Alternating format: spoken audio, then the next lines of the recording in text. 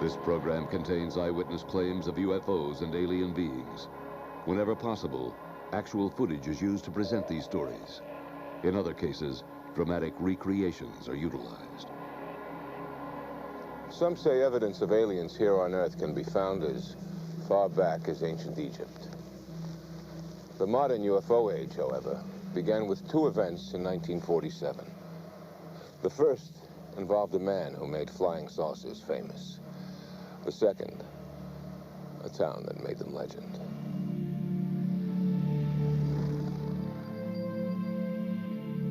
Kenneth Arnold was a private pilot from Boise, Idaho. A conservative, Western sort of man.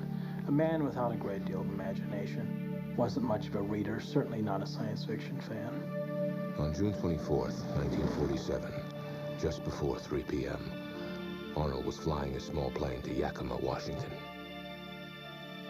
Arnold sees 9 disc-shaped objects traveling over the Cascade Mountains, flying in formation. Arnold was able, because he knew the area, to compute that they were traveling at least 1,200 miles an hour or faster.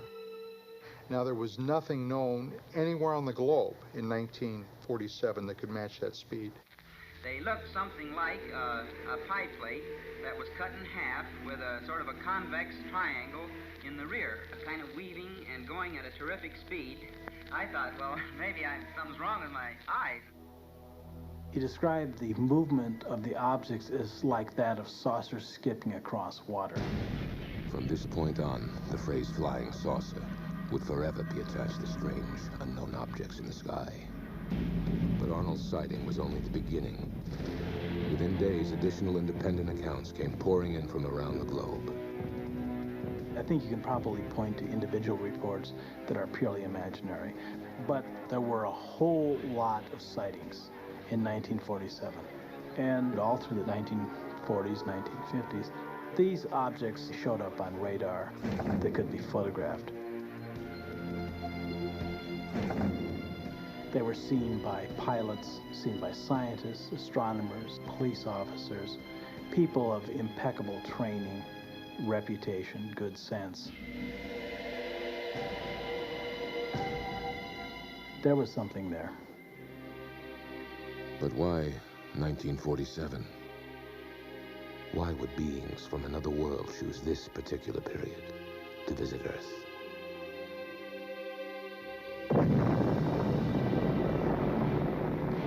One favorite theory was that extraterrestrials had observed nuclear explosions going on the Earth's surface and realized that we had come to some level of technological development where they had to pay attention to us, because it would not be very long after this that we ourselves would be going out into space, which of course is what has happened.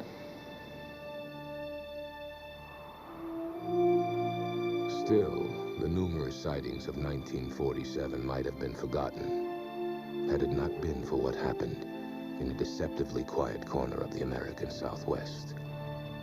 Roswell, New Mexico is still the mother of all UFO stories.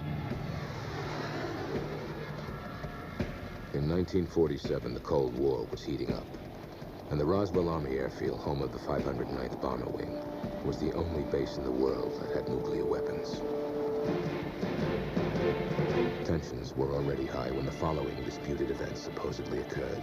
A disc-shaped object crashes in the nearby desert. Hearing accounts of bizarre wreckage, soldiers from the base are dispatched to the site. They are shocked to discover debris from an alien spacecraft strewn across the sandy landscape. It is quickly gathered up and stored in hangars on the base.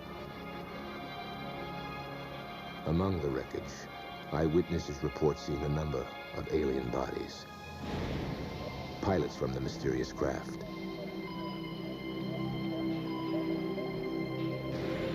And one creature that still lives.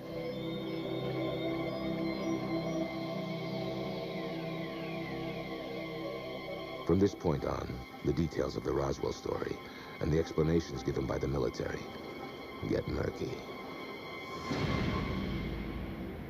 The United States Air Force has told 4 separate and distinct stories about the Roswell incident. The first story, a press release, said that the Air Force had captured a UFO. The next story came literally the next day. Oops, not a UFO, a weather balloon.